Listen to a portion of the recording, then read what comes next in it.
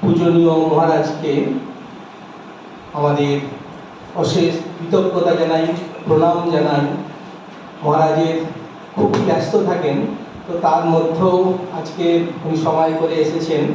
কারণ আমি মাঝে একদিন ভক্ত সম্মেলনের জন্য গিয়েছিলাম, তখন অন্য এক জায়গায় প্রোগ্রাম অলরেডি বুক করে দিয়েছিল, সেই জন্য মহারাজ আসতে পারেনি। তো মহারাজকে আমি বলেছিলাম একদিন আমাদের আশ্রমটা তো আসুন, দেখে যান অন্তত। তো মহারাজ শ্রীমৎ স্বামী গীতানন্দজি মহারাজের সেবক ছিলেন, তো সেই সূত্রে আমার অনেকদিন থেকেই মহারাজের সঙ্গে পরিচয় আছে। তো মহারাজকে আজকে পেয়ে আমরা মন্দিরের পক্ষ থেকে খুব আনন্দ উপভোগ করছি। আর মহারাজকে আমার প্রণাম জানাই, ঠাকুর মা স্বামীজির চরণেও আমাদের প্রণাম জানাই, উপস্থিত তোদের আমার প্রণাম জানাই। মহারাজকে আজকে আমরা সৎ কথা আলোচনা করার জন্য বলেছি। তো মহারাজ ওনার মতন উনি আলোচনা করবেন, ঠাকুর মা স্বামীজির সম্পর্কে আলোচনা করবেন। আপনারা মহারাজের কাছ থেকে শুনুন।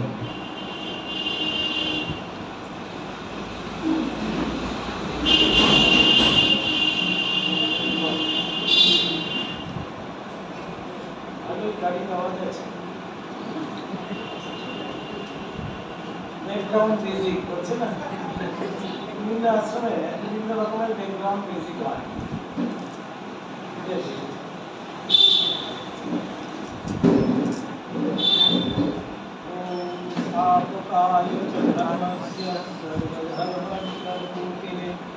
अवतार वरिष्ठाय रामकृष्णाय ते नमः।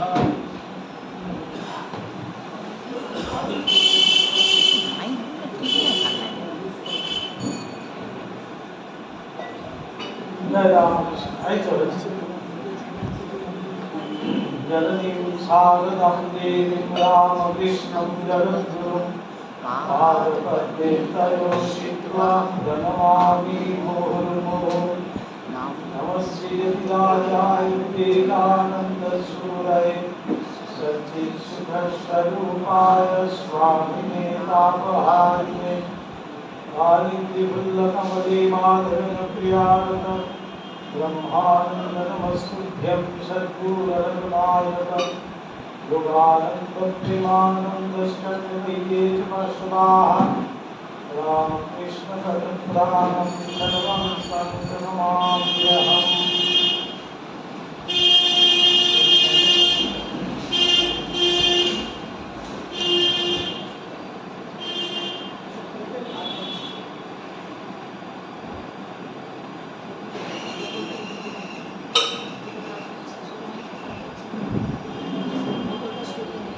ঠাকুর মা স্বামীজির চরণে প্রণাম জানিয়ে আজকের এই সন্ধ্যেবেলায় আমরা একটু সৎ প্রসঙ্গ করার প্রচেষ্টা করব। এই রামকৃষ্ণ মন্দিরে এসে আমাকে খুব ভালো লাগলো, জায়গাটা বেশ সুন্দর, ভারী সুন্দর। আমি এই প্রথম দেখে এসেছি জ্ঞান মহারাজের আশ্রম, পবিত্র স্থান। তিনি কতবার এসছেন, সেই অর্থে সেটি একটি তীর্থস্থানে পরিণত হয়ে আসে। মহাপুরুষরা যেখানে যান, তাদের পাদস্পর্শে সেই জায়গা মহাপবিত্র হয়ে ওঠে, আধ্যাত্মিক তরঙ্গে ভরে ওঠে। আমরা সেটা জানি, তাই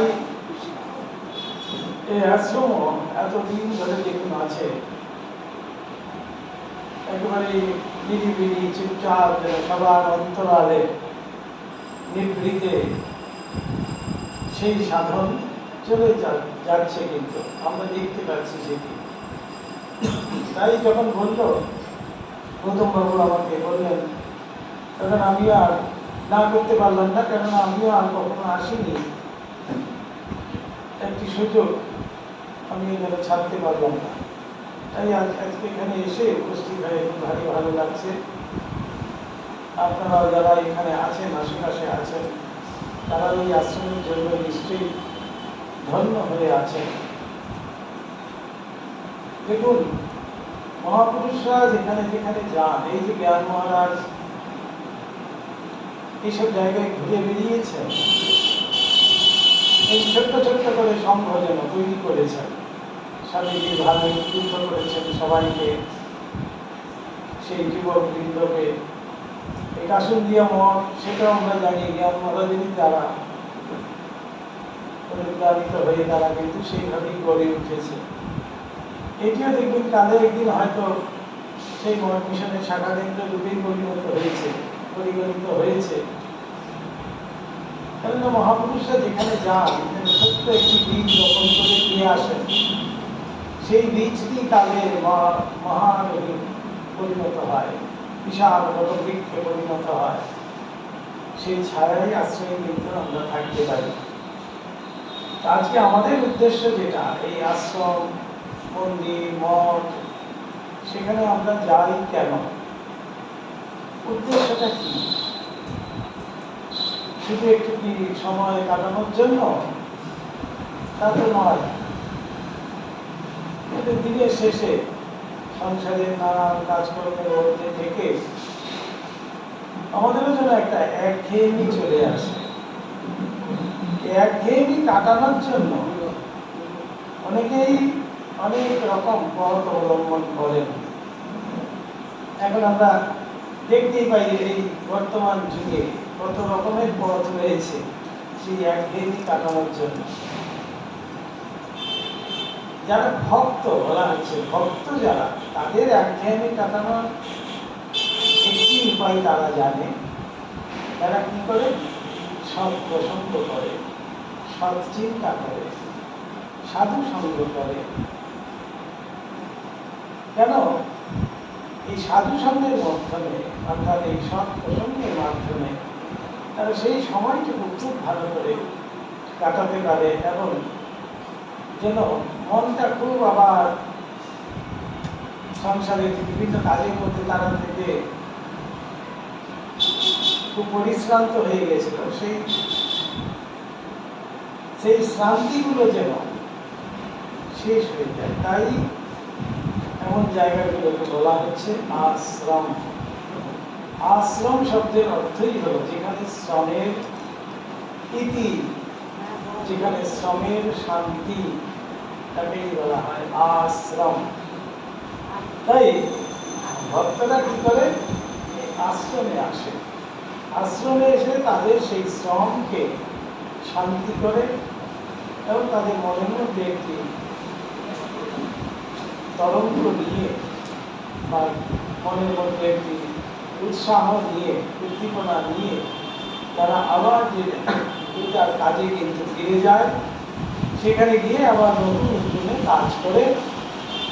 আর তাদের মধ্যে একটি কিন্তু পরিবর্তন অবশ্যই দেখা যায়। এমনকি নয় যে আমি আশ্রমে যাচ্ছি, যাওয়া আসা করছি, সেখানে সৎসঙ্গ করছি, সৎসঙ্গ করছি, অথচ আমার জীবনের মধ্যে কোনো পরিবর্তন নেই। আমি আমার মতো করে যেরকম বাড়ি, দিনকে রাত, রাতকে দিন করে একটি জীবন কাটাচ্ছি, সেরকম কি আমি করছি না। আশ্রমে যখন আসছি, এই সৎসঙ্গে যখন আসছি, সৎ প্রসঙ্গে যখন উপস্থিত হচ্ছি, সেখান থেকে কিছু শুনে আমিও কিন্তু আমার জীবনে কিছুটা হলেও প্রতিফলন করার চেষ্টা করি। তখনই সেই আশ্রমে আসার কিন্তু সার্থকতা। তাহলে এলাম, একটু হই হই করলাম, প্রসাদ খেলাম, চলে গেলাম, তার কিন্তু মানে নেই। তাই আমরা এখানে আসি সৎ প্রসঙ্গ, সাধু সঙ্গ, ঈশ্বর চিন্তা, এসবের জন্যই আমাদের এই সময়টুকু কাটাই। ঠাকুর যেমন আমাদের বলছেন, আমাদের মনুষ্য জীবনের উপায় হলো কি ঈশ্বর লাভ। এখন এই ঈশ্বর লাভ বলতে আমরা কি বুঝি সেটাও তো বুঝতে হবে। ঈশ্বর লাভ মানে ভগবান আমার সামনে এসে দাঁড়িয়ে পড়বেন, আমি তার সাথে কথা বলবো, সেটাকে কিন্তু ঈশ্বর লাভ বলছে না। ঈশ্বর লাভের মানেই হলো আমার যে মানসিকতা, আমার যে মন, সেটি থেকে পরিবর্তন হয়েছে কিনা সেটি দেখতে হবে। বলাই হয় প্রতিটিকে আমরা এই চক্ষু দিয়ে কিন্তু, এই দৃষ্টি দিয়ে আমরা, এই যে বই দৃষ্টিতে যা আমরা দেখতে পাচ্ছি, এই দৃষ্টি দিয়ে আমরা কিন্তু ঈশ্বরকে দেখতে পাবো না। ঠাকুর বলছেন তাহলে উপায় কি? সেই সাধন করতে করতে আমাদের একটি অন্তর ইন্দ্রিয় অন্তর্চক্ষু খুলে যাবে।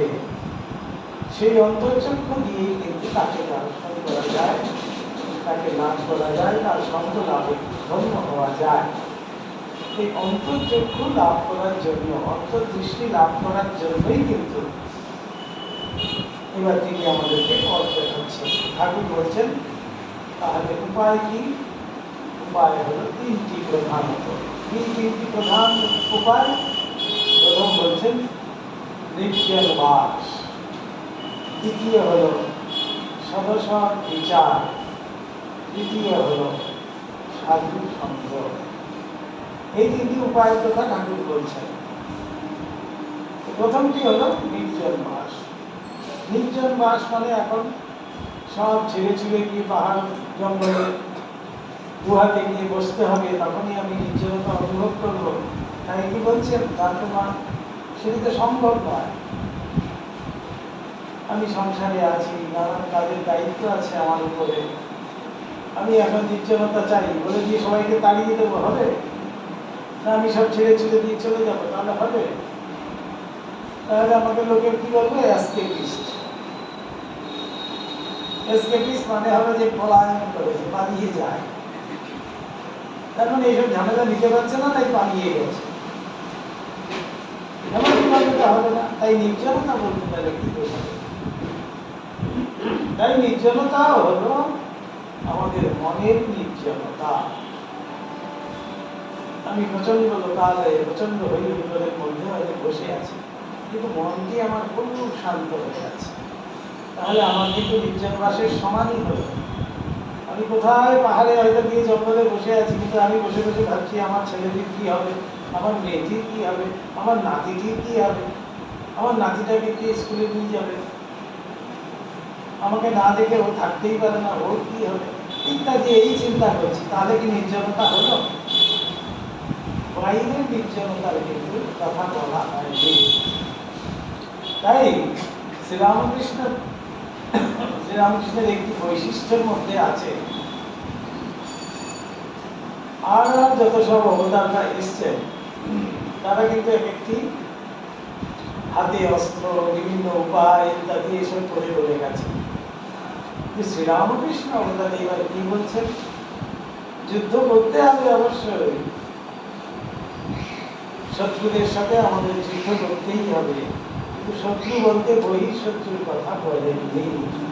এবার সব নিজের ভেতরে অন্তর শত্রুর কথা বলছেন।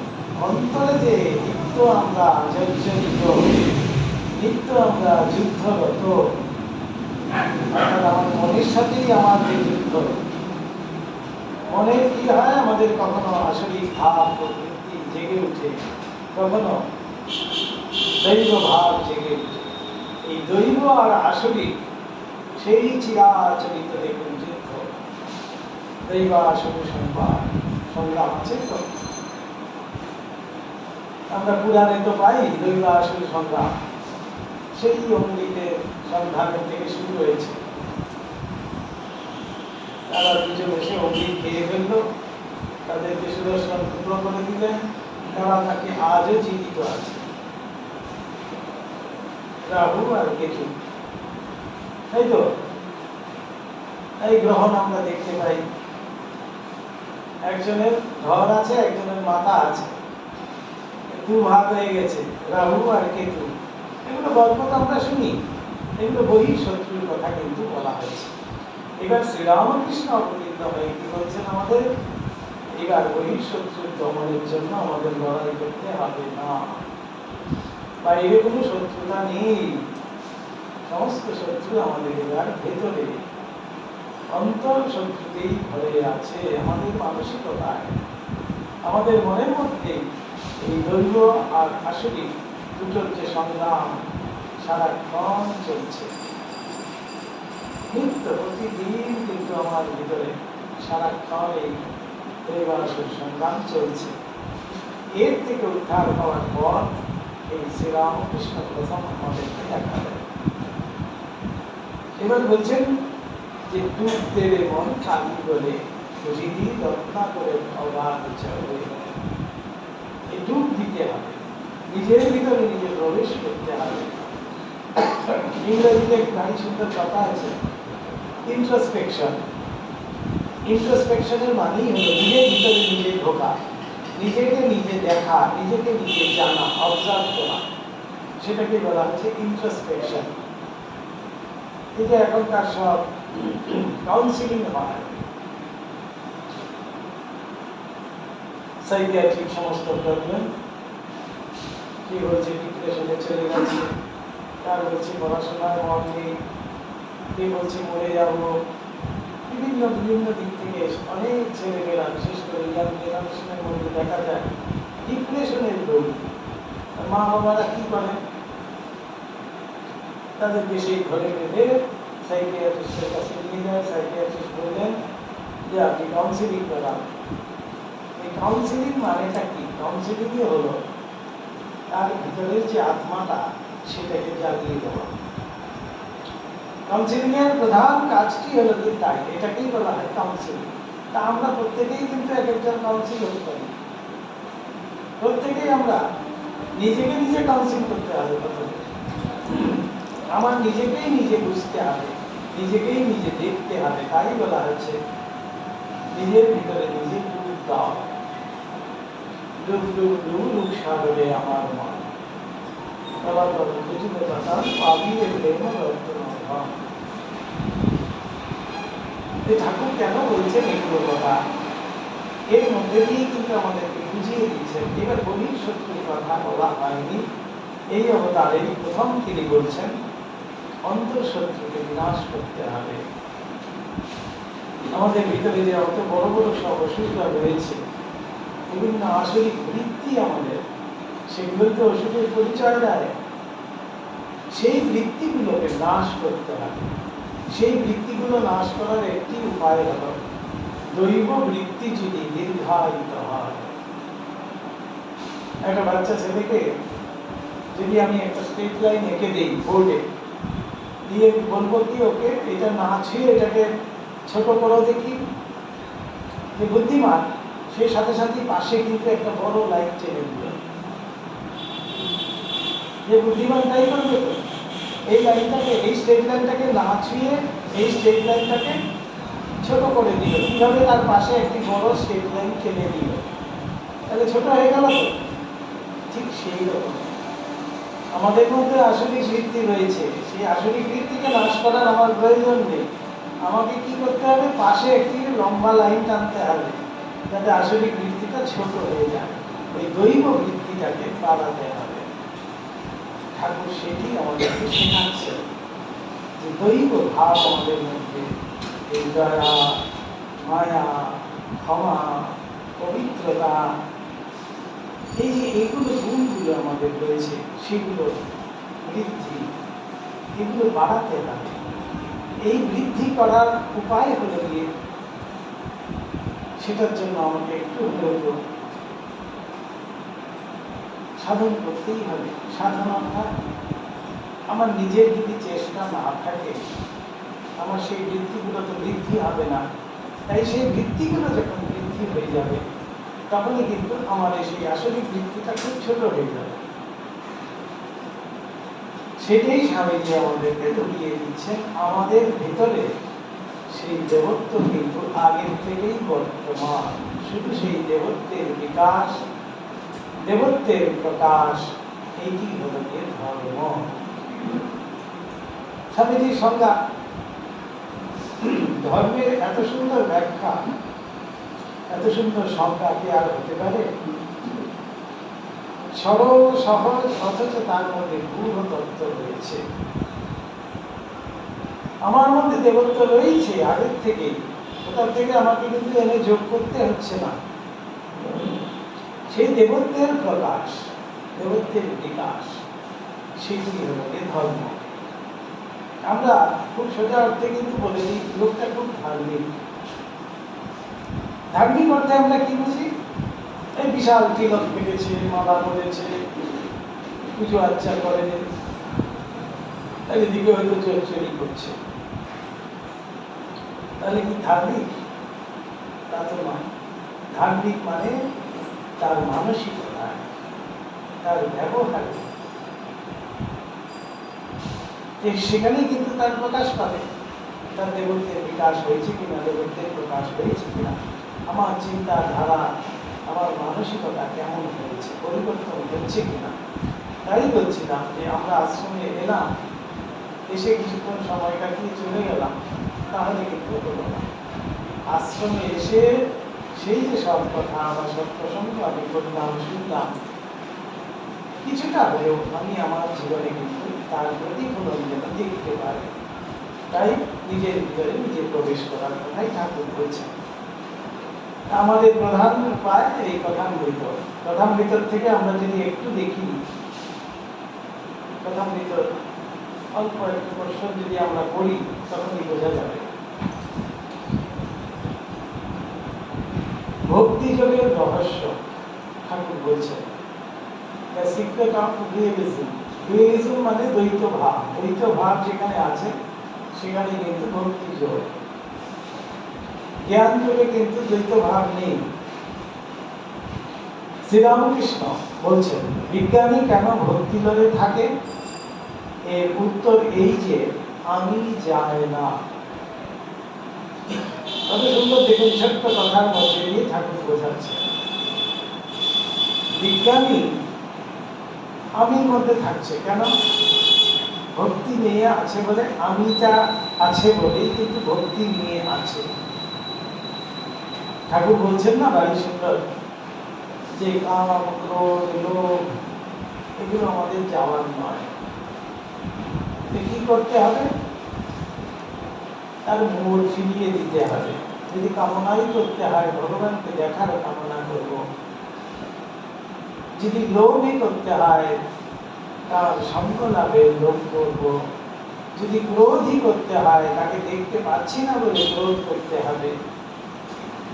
তাহলে কামনা, বাসনা, লোভ সবই রইল আমার, কিন্তু তার মোড় ফিরিয়ে দেওয়া হলো, ভগবত মুখী হয়ে গেল।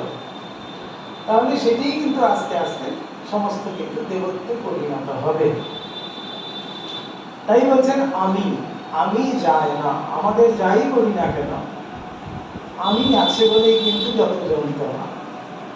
ঠাকুর বলছেন, আমি মনে বুঝলে জঞ্জাল। আমি আছি বলেই কিন্তু যত শান্তি, যত সমস্যা, যত কিছু কিন্তু সব এই আমি রূপী মানুষকে আছি বলে। আমি মানেই হলো কি সেই নাম আর রূপ। এই নাম রূপ থেকে এই সংসারে আমরা দেখতে পাচ্ছি এই অনিত্য। ঠাকুর বলছেন সদসৎ বিচার। দ্বিতীয় উপায়ের কথা বলছেন, তো প্রথমটি হলো নির্জন বাস, তারপরে বলছেন সদসৎ বিচার। সদসৎ বিচার মানেই হলো কি আমার কোনটি গ্রহণীয়, কোনটি ত্যায্য, সেটি বিচার করা। এই সংসারে অনিত্য বস্তু কি? অনিত্য যখন, তাহলে আমি কেন তাকে ধরতে যাব? এই আছে, এই নেই, তার নামই তো অনিত্য।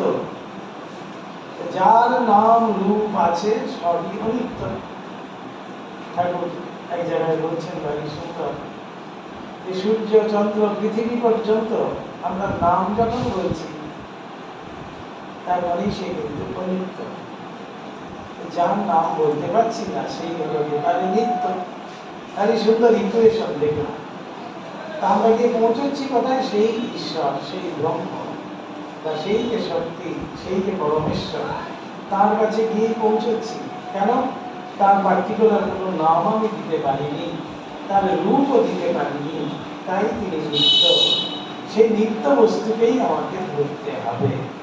তা আমি রূপ ব্যক্তিটি, অর্থাৎ এই যে দেহরূপ ব্যক্তিটি, এই রক্ত মাংসের মানুষটি আমি, আমার পরিচয় কি? প্রথমেই আমি বলছি আমি অরুণচন্দ্র অমুক, আমার এই বাড়ি, আমার এই বাপের নাম, এই মায়ের নাম, আমার এই গ্রাম, আধার কার্ড দেখিয়ে দিচ্ছি, আমার পরিচয় হলো এই। অর্থাৎ আমি বলছি। তার মানেই কিন্তু এই যতক্ষণ আমি আছে ততক্ষণই কিন্তু এই অশান্তি আছে, এই সংশয় আমাদের আছে। তাই জ্ঞানীরা কি করছেন? ঠাকুর বলছেন জ্ঞানীরা তাই ভক্তি নিয়ে থাকেন। ভক্তিতে যে আমি, সেই আমিতে দোষ নাই। অর্থাৎ ভক্ত আমি, আমি তার দাস, এই আমিতে দোষ নাই। আমার আর কোনো পরিচয় নেই, আমি হলাম গিয়ে তার দাস, তার ভক্ত। বলছেন সমাধি অবস্থায় যায় বটে, কিন্তু আবার এসে পড়ে। আর সাধারণ জীবের অহং যায় না। অশ্বত্থ গাছ কেটে দাও, আবার তারপর দিন ভেঙে বেরিয়েছে সকলের হাস্য। অশ্বত্থ গাছকে কেটে দিলাম, ওই যে আমাদের ছাদে টাদে যেখানে সেখানে হয়ে থাকে, কেটে দিই, পরের দিনই দেখবেন আবার ছোট্ট করে বেরিয়ে আছে। অশ্বত্থ গাছ কিছুতেই যেন যায় না। সেই রকমই যেন আমাদের এই আমিত্ব। আমি এই ভাবলাম হয়তো যে না আমি তার দাস, আমি তার ভক্ত, আমি আর অমুক নই, আমার আর কোনো পরিচয় নেই বলে চলেই আবার বেরিয়ে গিয়ে বললাম যে আরে আমি বললাম তবু কাজটা হলো না, বলে দিয়ে কিন্তু আমি শুরু করে দিলাম। পরক্ষণেই আবার ভুলে যাচ্ছে। এই সেই অশ্বত্থ গাছের মতো কাটলো, আবার একটি বেরিয়ে গেল। ঠাকুর উপমা দিয়ে বোঝাচ্ছেন, জ্ঞান লাভের পর আবার কোথা থেকে আমি এসে পড়ে স্বপ্নে বাঘ দেখেছিল। স্বপ্নে ঘুমের মধ্যে বাঘ দেখেছে, উঠে বসে গেছে, ভয়ে জেগে গেছে, বিছানায় বসে আছে, দেখছে যে আমি বিছানায় বসে আছি, আশেপাশে আমার ঘর ছাড়া আর তো কিছু নেই, তবুও বুকটা দুধ দুধ করছে। কেন? ওই বাঘ দেখেছিল, স্বপ্ন দেখেছে, তাতেও ভয়। ঠিক সেই রকম স্বপ্নে বাঘ দেখেছিল, তারপর জাগলে তবুও তোমার বুক দূর দূর করছে। জীবের আমি তো এই তো যত যন্ত্রণা, গরু হাম্বা হাম্বা করে, তাই তো অত যন্ত্রণা। লাঙ্গলে চড়ে রোদ বৃষ্টি গায়ের উপর দিয়ে যায়, আবার কষাইয়ে কাটে, চামড়ায় জুতো হয়, ঢোল হয়, তখন খুব পেটে ঢোল পিটবে। তো এই যে আসছে দুর্গা পুজো, সারাক্ষণ তার পিঠে তো পড়বে কাঠি, তবু নিস্তার নাই। শেষে নারীগুলির থেকে ধনুরির তাঁত হয়, সেই তাঁতে যখন তুহু তুহু আওয়াজ করে, অর্থাৎ তুলি তুলি করে, তখন গিয়ে যেন শেষ হলো, নিস্তার হলো। তাই যতক্ষণ আমরা তুলি তুলি না বলতে পারছি, ততক্ষণ নিস্তার নেই। ঠাকুর বলছেন যখন তুমি তুমি বলে তখন নিস্তার। হে ঈশ্বর, আমি দাস, তুমি প্রভু, আমি ছেলে, তুমি মা। এই যে ভাবটি আমাদের, ঠাকুর কেন মা মা করছেন? আমাদের শেখাচ্ছেন। বলা গিয়ে লীলা প্রসঙ্গ ভারী সুন্দর আমাদের পুরো ডিটেইলে দেওয়া হয়েছে। ঠাকুরের সাধনের প্রয়োজন কি? এটা একটা মস্ত বড় আমাদের প্রশ্ন। তো অবতার পুরুষ স্বয়ং, মানে ভগবান স্বয়ং এসেছেন দেহ ধারণ করে। তিনি আবার এত কঠোর তপস্যা করছেন কেন? দক্ষিণেশ্বর সাধন পীঠে আজকে পরিণত হয়েছে কেন? ঠাকুর সেখানে দীর্ঘ কঠোর তপস্যা করেছিলেন। সেই তপস্যার তাহলে কি প্রয়োজন? তপস্যা তিনি করছেন কেন? এই লোক শিক্ষার জন্য। তিনি কিন্তু দেখিয়ে দিচ্ছেন এই তপস্যা করেই মানুষ সেই জায়গাতে উঠতে পারে। তাই তিনি সারাক্ষণ মা মা করছেন, আমাদেরকে দেখাচ্ছেন, আমাদেরকে শেখাচ্ছেন স্বর্ণাবলীর ভাব কেমন হবে।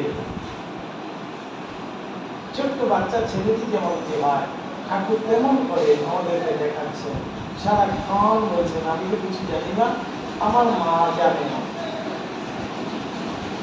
সব কিছু তিনিই করছেন। বলছেন না আমি তো বলি না, মা যেমন বলার আমি তেমনি বলি না।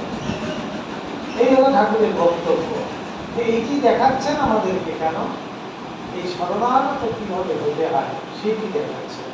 আমি তোমার ছেলে, তুমি আমার মা, আমি তোমার দাস, তুমি আমার প্রভু।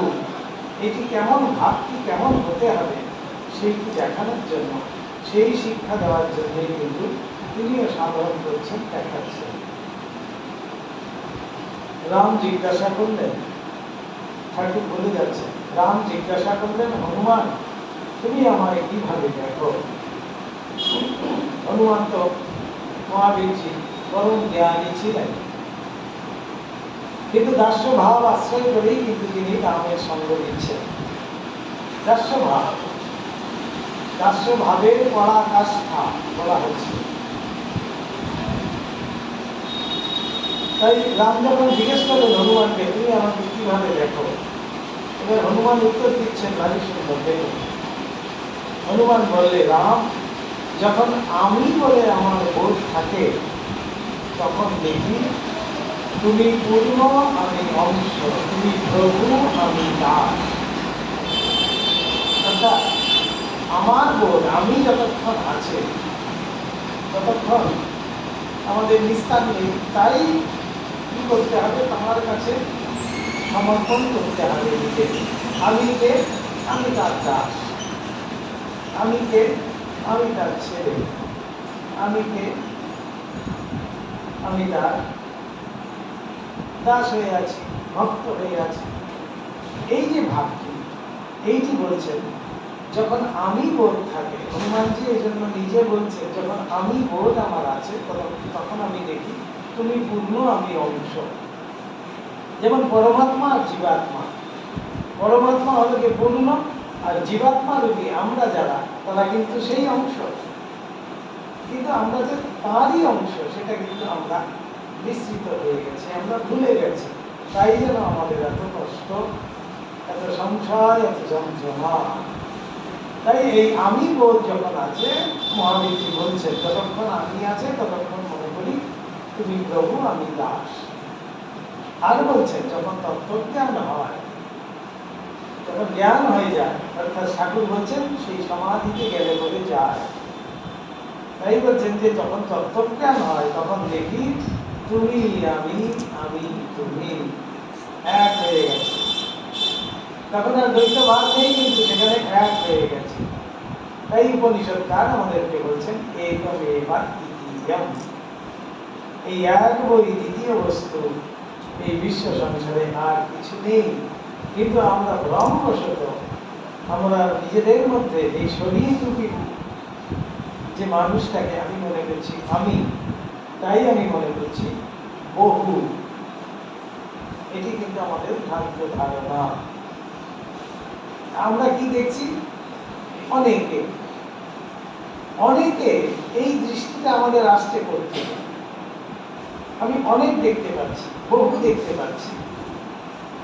এই বহু দেখতে পাচ্ছি এই তত্ত্বজ্ঞান হয়নি বলে। যখন তত্ত্বজ্ঞান হবে তখন দেখবো যে আমি সর্বত্র হয়ে আছি। তাই উপনিষদ আমাদের বলছেন, সর্বম খলু ইদম ব্রহ্ম। এবং উপনিষদ আমাদেরকে সেই শিক্ষা দিয়েছেন, তৎ ত্বম আসি, তুমি সেই হও। শুধু এটাকে জানা, এটাকে বোঝা, এটাকে উপলব্ধি করা, এই হলো জ্ঞান।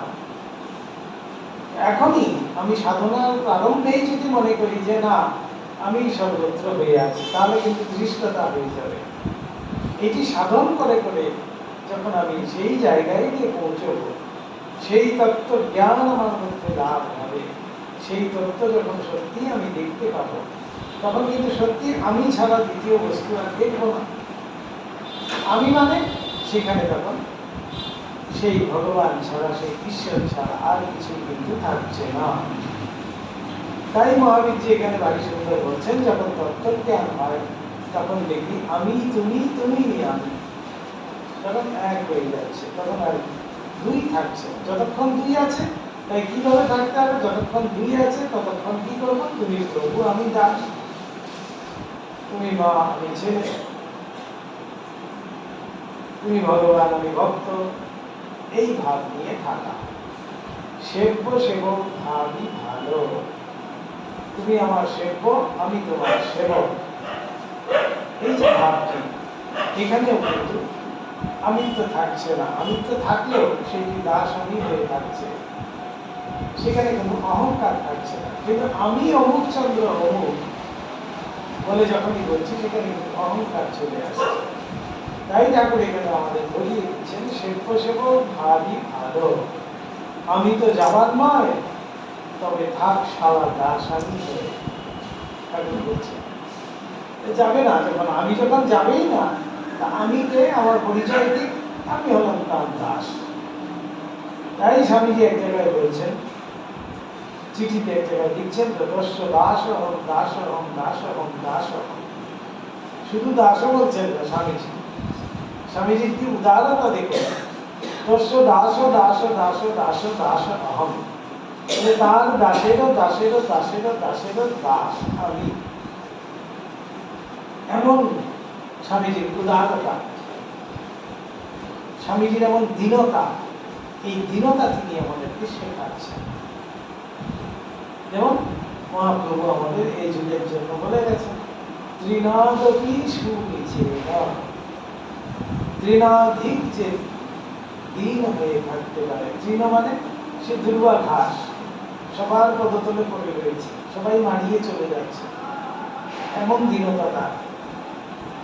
তৃণাদপি সুনিচেনা নররূপী সহিষ্ণু না। একটা বৃক্ষ, কত বড় বৃক্ষ দেখুন, তাকে লোকে কাটছে, তার ডাল ছেদন করছে, তাকে কেটে ফেলে দিচ্ছে, তবু কিন্তু সে আমাদেরকে ফল ফুল থেকে বঞ্চিত করছে না, ছায়াদান থেকে বঞ্চিত করছে না। আর এক একটি গাছের উপকারিতা এই বিজ্ঞানের যুগে যদি আমরা জানতে পারি সত্যি, তখন আর কেউ কিন্তু গাছ কাটাতে হাতই দেবে না। একটা গাছ যে কত উপকারী আমাদের জীবনে, মনুষ্য জীবনে, এই এনভায়রনমেন্টের যে সমস্যা সেটি গাছের দ্বারা কীভাবে সংশোধিত হয়, সেটা যখন আমরা বুঝতে পারবো, তখন কেউ কিন্তু গাছ আর কাটবে না। যে যত পারবে গাছ লাগাবে। সেই যে বৃক্ষ বলা হচ্ছে, তরলোভী সহিষ্ণু না, বৃক্ষের থেকেও যে সহিষ্ণু হতে পারে। আর যিনি নিজে অপমানিত হয়ে অপরকে মান দান করে, সেই একমাত্র হরিনামের অধিকারী। আমরা তো এখন সবাই হাত তুলে খালি হরি বল হরি বল বলে নাচি। সত্যিকারের আমরা কি হরিনামের অধিকারী কিনা? আগে সেই অধিকার লাভ করতে হবে। মহাপ্রভু বলছেন এই কথা এই যুগের জন্য, যার মধ্যে এই গুণ আছে সেই একমাত্র হরিনাম করতে পারে, বাকিদের কিন্তু হরিনামের অধিকারই নেই। তাই এই দীনতা, স্বামীজি সেই দীনতা দেখানোর জন্য কিন্তু তিনি বলছেন, দস্য দাস দাস দাস দাস দাস অহং, আমি তার দাসেরও দাসেরও দাসেরও দাস। কতখানি দীনতার প্রদর্শন করছেন, কতখানি নিজের দীন হয়ে। সেই বিশ্ববিখ্যাত বিবেকানন্দ তিনি, তার মধ্যে এই দীনতা দেখা যাচ্ছে। কেন? তিনি আমাদেরকে এই শেখাচ্ছেন, ঠাকুরের এই কথাই কিন্তু পরমার্থ শেখান। এই আমি যখন যাবে না, তখন কি করতে হবে? তার দাস হয়ে থাকো। তাহলে আমি কে? আমি আমার পরিচয় হলে আমি তার দাস, আমি তার সেবক, আমি তার ভক্ত, আমি তার সন্তান। এই হলো কি আমার পরিচয়। বিদ্যাসাগরকে এবার শিক্ষা দিচ্ছেন ঠাকুর, আমি ও আমার এই দুটি অজ্ঞান। আমি আমার এই দুটি হলো কি অজ্ঞান বলাই হচ্ছে। অথচ অহরহ আমরা দিন রাত আমি আমার করছি। সকাল থেকে রাত্রিতে শুতে যাওয়া পর্যন্ত আমরা কি করছি? ঘুমোতে যাচ্ছি, তাও বলছি আমি ঘুমোতে যাচ্ছি। ওইখানেও আমি দিয়ে শেষ করলাম, পরিষ্কার দিলাম। আমরা সকালবেলা উঠেই বলছি আমি উঠেছি ঘুমোতে, দিয়ে শুরু করলাম আমি ঘুমোতে যাচ্ছি। এই দুটো থেকে শেষ করেছি আমিকে। আর সারাদিনে যে কতবার আমি করছি কোনো ঠিক নেই।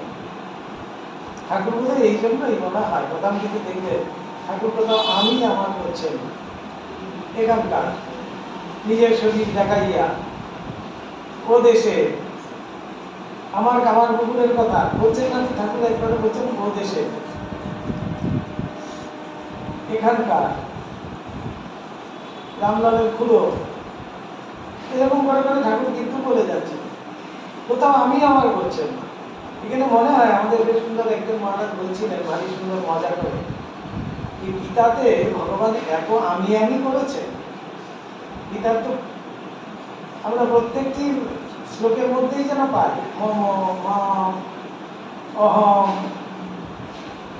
মে, এগুলো তো সব শ্রীকৃষ্ণ স্বয়ং বলে যাচ্ছে। এইবার অবতার ঠিক করলেন যে এবার আর আমি বলবো না, যা, এই জন্য আর কিছু বলেনি আমি। আমি আমার যতক্ষণ আছে ততক্ষণে কিন্তু অজ্ঞান, ঠাকুর নিজেই বলছেন। অর্থাৎ আমি এই বোধটি, আমার মধ্যে সেই অহংকারটা রয়েছে বলেই আমি আমার বোধ করছি। আর আমি আমার যতক্ষণ করছি ততক্ষণই কিন্তু আমি একটা জায়গায় কিন্তু বদ্ধ হয়ে আছি। আমি আমার করছি বলেই কিন্তু বদ্ধ হয়ে আছি। আমার পরিবার, আমার সংসার, আমার আত্মীয় কুটুম্ব, আমার পাড়া, আমার গ্রাম, আমার দেশ, এই করে করে আমি করে এগিয়ে চলেছি আমি। তাহলে বসুধৈব কুটুম্বকম কিভাবে হবে? সমস্ত জগৎবাসী আমার কুটুম্ব, সেটা ভাবতে তাহলে কিভাবে? এই অন্নপূর্ণা মন্ত্রে আমাদের ভারী সুন্দর বলেছেন, তাই তো? পিতা হলেন যে বাবা মহেশ্বর, আর মা হলেন যে মা অন্নপূর্ণা। তাহলে তার সন্তানরা সব আমার কুটুম্ব।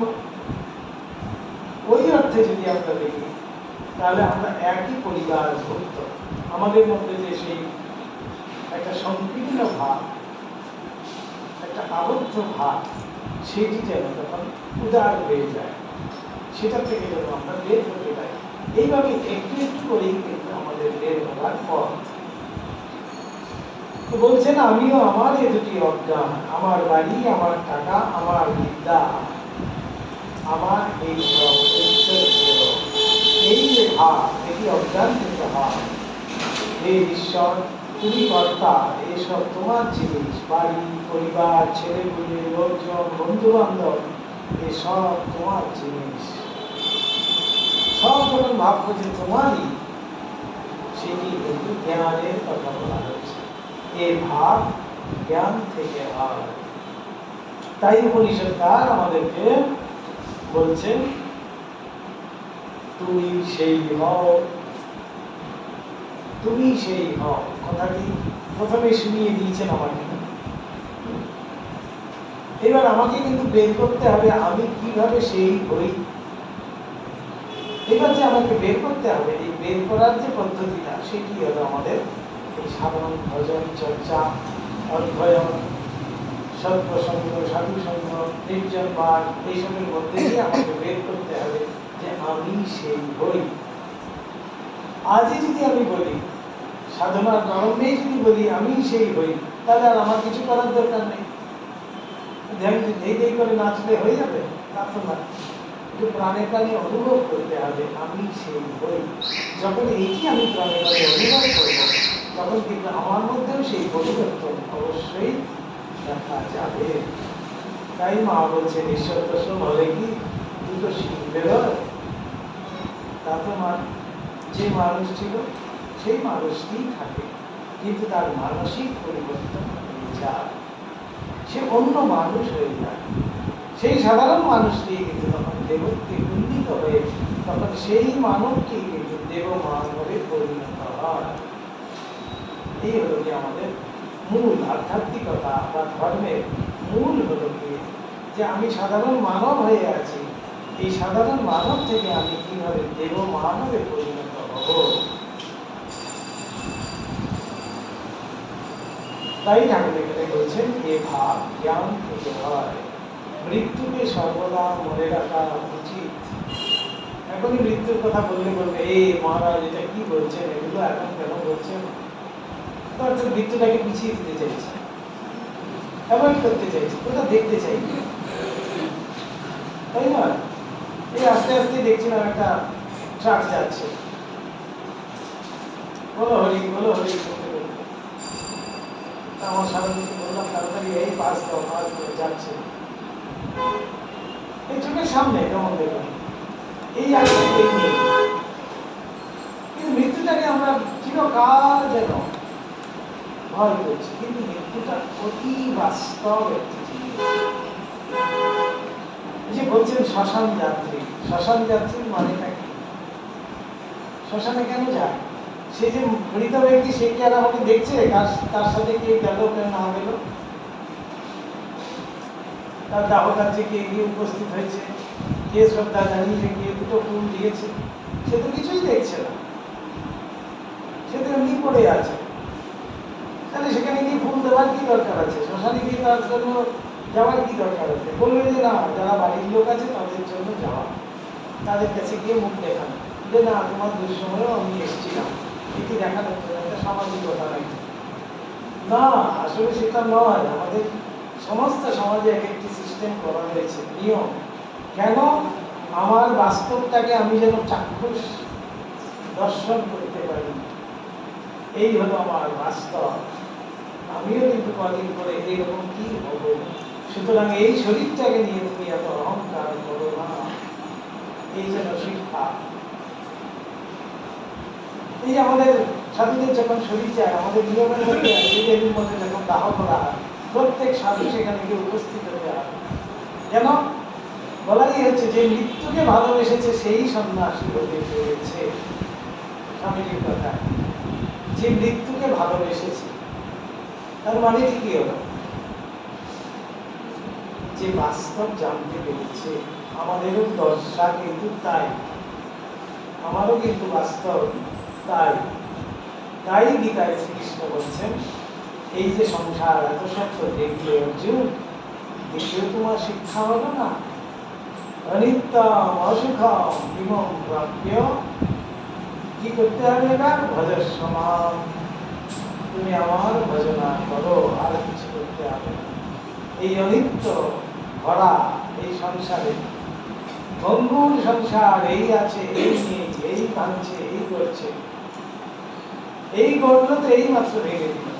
এই ভারী সুন্দর দুর্গা পুজো আসছে না, একজন ঠাকুরের গল্পইতে আছে, একজন মাতাল গিয়ে মা দুর্গাকে সাজানো হচ্ছে, সেই মাতালকে গিয়ে চলতে চলতে মা দুর্গার সামনে দাঁড়িয়ে দাঁড়িয়ে বলছে, সাজো সাজো, এখন সাজাবে তোমাকে খুব করে, 5 দিন পরে টেনে নিয়ে গিয়ে গঙ্গায় ফেলবে। সেই মাতালটি যেন ঠিক জ্ঞানের কথা বলছে, বাস্তব দর্শন করছে। সেই দুর্গাকে কত আমরা সম্মান দিচ্ছি, কত যত্ন করছি, কত সাজাচ্ছি, মণ্ডপে বসাচ্ছি, দশমীর দিন দেখুন টেনে হেঁচড়ে নিয়ে চলে যাচ্ছে। তাও যাচ্ছি যে নাচতে নাচতে যাচ্ছি, বলো দুর্গা মাই বিচয় বলতে। সেই মাটির জ্বালা। কিন্তু চৈতন্য রূপে তাকে যখন পুজো করছি, তখন কিন্তু মাটির জ্বালা ভাবছি না। যেই মণ্ডপে বসিয়ে দিয়েছি তার মধ্যে প্রাণ প্রতিষ্ঠা হয়ে গেছে, আমরা মায়ের মুখখানা দেখে কিন্তু ভারী আনন্দিত, ভারী শান্তি। আহা, কি সুন্দর মুখ, দেখো মা আমার দিকে তাকিয়ে আছে। কেন? সেখানে তখন চৈতন্য রূপী ভগবানকে দেখছি, তখন কিন্তু মাটির জ্বালা দেখছি না। কিন্তু 5 দিন পরে ঠিক বাস্তবটা আবার দেখছি, ওরে বাবা, একটু মাটির জ্বালা, মাটি দিয়ে বানিয়েছিল, আবার গঙ্গায় ফেলে দেবে। ঠিক সেই রকমই যদি আমরা নিজেকে নিজে দর্শন করতে পারি, তাহলে কিন্তু সেটি জ্ঞানের কথা হবে। অর্থাৎ আমি যেদিন ভাববো যে আমারও কিন্তু এই 5 দিনেরই মতো এই শরীরটা, তাহলে তখনই সেটি জ্ঞানের কথা হবে। তাই ঠাকুর বলছেন, মৃত্যুকে সর্বদা মনে রাখা উচিত। মরবার পর কিছুই থাকবে না, এখানে কতগুলি কর্ম করতে আসা। এই সংসারে আমরা কেন এসেছি? কিছু কর্ম করতে আসা। সেই কর্ম করছে কিভাবে? আমার প্রারব্ধ আমাকে যে যেভাবে করানোর কথা হয়ে আছে, আমার জন্য যা যা নির্দিষ্ট হয়ে আছে, আমি যতই চেষ্টা করি না কেন অসম্ভব। কারো কারো দেখবেন পুরো মা বাবা চাইছে আমার ছেলেকে ডাক্তার করবে, সে অনেক করে ছেলেটাকে ডাক্তারি করানোর অনেক চেষ্টা করছে, কিন্তু ছেলেটি কিছুতেই ডাক্তারি করতেই চাইছে। সে গিয়ে ঘুরে ফিরে সেই গিয়ে দেখবেন কোথায় আর্টিস্ট হতেছে, আর্টিস্ট করে ভর্তি হয়ে গেছে, আর্ট কলেজে ভর্তি হয়ে গেছে। তাই মা বাবা ভেবে রেখেছে ডাক্তার করবে, ছেলে হয়ে গেল কোথায় যাবে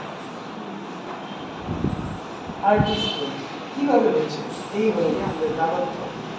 আমার জন্য যেটি নির্দিষ্ট করা আছে আমি কিন্তু সেটাই করি, সে যতই চেষ্টা করে। আমরা মনে করছি হ্যাঁ আমরা নিজের চেষ্টা করবো, নিশ্চয়ই না। মা বাবা কি বলে, আমার জয়েন্টের জন্য ভালোভাবে পড়াশোনা করতে পারিনি, জয়েন্ট পেলো না, তাই ডাক্তার হতে পারলো না। একবারে নির্দিষ্ট করা হয়েছে কে কি হবে, তার কাজ হবে। বলি না, ভগবান আসার সময় আমাদেরকে এক একটি কাগজ ধরিয়ে দিয়েছে, এক একটি কাগজ ধরিয়ে দিয়েছে, তার মধ্যে সমস্ত কার্য বিবরণী দেওয়া রয়েছে। তোমাকে যাবে, তুমি অমুকের ছেলে হয়ে যাবে, সেখানে গিয়ে ভর্তি হবে, তোমার এই এই কাজ হবে, তুমি এই এই কাজ করবে, আমার চলে আসবে। আমিও কিন্তু সেই অফিসে কাজ করার মধ্যে এসে আমি অমুকের ছেলে হলাম, অমুকের ভাই হলাম, অমুকের দাদা হলাম, অমুকের খুড়ো হলাম, অমুকের মামা হলাম, হয়ে কিছু কিছু দায়িত্ব আমার উপরে এলো, সেই দায়িত্ব সব পালন করলাম, আবার চললাম।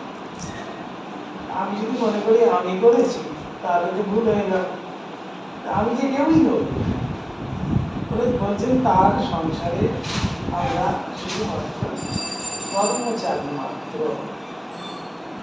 এই যে ভাবটি, এইটি যতক্ষণ না আসবে ততক্ষণ কিন্তু আমাদের সেই অহংকার থেকেও আমাদের মুক্তি নেই। কিছু কর্ম করতে আসা বলছেন, এই সংসারে আসা যেন কিছু কর্ম করতে আসা। ঠাকুর বলছেন যেমন পাড়াগাঁয়ের বাড়ি, কলকাতায় কর্ম করতে আসা। বড় মানুষের বাগানের সরকার, বাগান যদি কেউ দেখতে আসে তাহলে এই বাগানটি আমাদের, এ পুকুর আমাদের পুকুর। কিন্তু কোনো দোষ থেকে বাবু যদি তার ছাড়িয়ে দেয়, তার আমের সিঁদুরটা লয়ে যাওয়ার যোগ্যতা নেই। দারোয়ানকে দিয়ে সিঁদুরটা পাঠিয়ে দেয়, হাসে। ভগবান দুই কথায় হাসেন, দুটো কথায় হাসেন, নিত্যই হাসছেন আমাদের জীবনে। কি একটি হলো, কবিরাজ যখন রোগীর মাকে এসে বলে যে মা আর কোনো চিন্তা নেই, আমি এসে গেছি, ভগবান তখন হাসেন। এই বলে হাসেন, আমি মারছি আর কিনা বলে আমি বাঁচাবো। কবিরাজ এসে বলছে, ডাক্তার তো বলেই আমাদের প্রায় আজকাল তো নার্সিং হোমে তো মরা মানুষদের উপরেও বিল তুলে দেয়, বলে না না কিছু অসুবিধা নেই, আমরা আইসিইউতে রেখেছি। মরেই গেছে হয়তো, আইসিইউতে ঢুকিয়ে দিয়েছে। সেখানে ভগবান হয়তো আর কিছু বলার থাকে না, ভগবান হয়তো বিস্মিত হয়ে গেছে, স্তব্ধ হয়ে গেছে, বলে আমার তো দুটোই জায়গা ছিল আশা, এটা আবার নতুন একটা। কবিরাজ ভাবছে আমি কর্তা, ঈশ্বর যে কর্তা এই কথা ভুলে গেছে। তারপর যখন দুই ভাই দড়ি ফেলে জায়গা মাপে, বড় ভাই বলে এই জায়গাটা আমার, ছোট ভাই বলে ওই জায়গাটা আমার, তখন ভগবান আরেকবার হাসেন, বলেন এই বিশ্ব ব্রহ্মাণ্ড আমার। তখন ঈশ্বর আরেকবার হাসেন, এই মনে করে হাসেন আমার জগৎ ব্রহ্মাণ্ড, কিন্তু ওরা বলছে এই জায়গা আমার আর তোমার। এই জন্য ভগবান হাসেন, বলছেন দুবার হাসেন। তাকে কি বিচার করে জানা যায়? ঠাকুর এবার নিজেই নিজে প্রশ্ন করছে, ভগবানকে বিচার করে কি জানা যায়? ঠাকুর প্রশ্ন তুলেছে, তার দাস হয়ে, তার শরণাগত হয়ে তাকে ডাকো। উপায় বলে দিচ্ছে, বিচার করে আমি কিন্তু তাকে পেতে পারি না। তাই আমাদের শাস্ত্র বলছেন তাকে কোনো ধ্যান, জপ, পূজা, আর্চা কোনো কিছু দ্বারাই কিন্তু তিনি লক্ষ্য নন। নায়মাত্মা প্রবচনেন লক্ষ্য ন মেধয়া শ্রুতেন চ। এই শ্রুতি, শ্রুতি অর্থাৎ আমরা যে শ্রবণ করি, শাস্ত্রাদি শ্রবণ করছি, করে করে ভিতরে অনুধ্যান করছি, সেইভাবে তাকে জানা, বা সাধন করছি, জপ করছি, মনে করছি আজকে ভিতরে জপ করার সময় আজকে তাকে জেনে যাবো, এমন করেও তো জপ করি অনেক সময়, মোটেই নয়। মাকে একবার জিজ্ঞেস করেছেন না যে মা সাধন ভজন করে কি তাকে জানা যায়? না, মা বলছেন না। জপ করেও তাকে জানা যায় না? বলছেন না। তাহলে তাকে জানা যাবে কিভাবে? বলছে তার কৃপার দ্বারা। এখন তার কৃপার জন্য আমাকে কিন্তু তার কাছে পড়ে থাকতে হবে, তার শরণাগত হবে। এই হলো শরণাগতি ভাব। ঠাকুর এখানে ভারী সুন্দর একটা উপমাও দিচ্ছেন, আমরা কথামৃত অন্য জায়গায় পাই। বলছে রাজার সাথে পরিচয় করো। রাজার সাথে যদি পরিচয় করি, রাজা নিজেই কিন্তু তোমাকে বলে দিবে তার কতখানি রাজ্য, কত মন্ত্রী, কোষাগারে কত ধন আছে, কতটা ঘোড়া আছে, কতটা হাতি আছে, সব রাজাই কিন্তু খবর দেবে। কিন্তু আমাদের কি হয়েছে, আমরা কি একটা ছোটখাটো দারোয়ানকে ধরেছি, একটা মন্ত্রীকে ধরেছি, একটা তার প্রজাকে ধরেছি, আর গিয়ে রাজার খবর বলছি। তাহলে রাজার খবর ঠিক ঠিক পাবো কি? তা নয়। তাই জোরসও করে মানে রাজার সাথে দেখা করতে হবে। তাই ঠাকুর এক জায়গায় সুন্দর বলেছেন, জোরসও করে আগে কালী দর্শন করো। অর্থাৎ তার শরণাগত হয়ে পড়ে থাকবে, তাকে যদি আমরা ধরে থাকি তিনিই কিন্তু বলে দেবেন। আরেক জায়গায় ঠাকুর প্রধানমন্ত্রী বলছেন যে কেউ আন্তরিকভাবে যে একটু জপ ধ্যান করে ভগবান স্বয়ং এসে তাকে দেখিয়ে দেয় কি সব ব্যাপার, সব তিনি নিজেই আমাদের এসে দেখিয়ে দেবেন। তাই আমাদের কি প্রয়োজন? সেই আন্তরিকতা।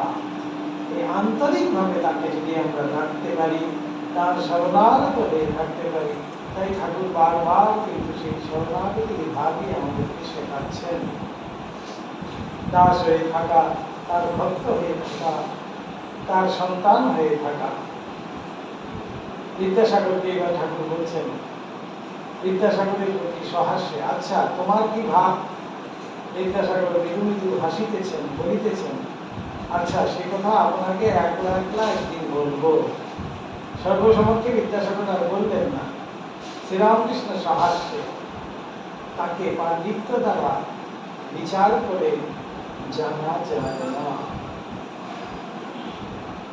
তাই তো সেই রাজা বলেছিলেন, একজন ভাগবতের পণ্ডিতকে খোঁজ করছেন, একজন এসে খবর দিল একজন পণ্ডিতকে পাওয়া গেছে, তবে তার একটি সমস্যা আছে। কি সমস্যা? তার হেলে গরু আছে। সে হেলে গরু দিয়ে তিনি বন্দোবস্ত করতে পারে, তখন তিনি এসে আপনাকে ভাগবত শোনাবেন। রাজা কি বললেন? সে হেলে গরু থাকা পণ্ডিত আমার চাই না। তার মানে এই এত সব যে আছে তার কাছে আর ভাগবত শুনবো, তার মানে ভাগবত তত্ত্বই তার কাছে উপলব্ধি হয়নি। তাহলে তার কাছে ভাগবত শুনে আমার কি লাভ? যে ভাগবত তত্ত্ব সত্যি সত্যি জেনেছে তার কাছেই ভাগবত শুনতে হবে, তখনই সেই ভাগবতের তত্ত্ব আমি ভালো কিছুটা উপলব্ধি বুঝতে পারবো। তাই বলছেন যে পণ্ডিত হলেই হবে। অনেক বড় বড় পণ্ডিত ছিলেন।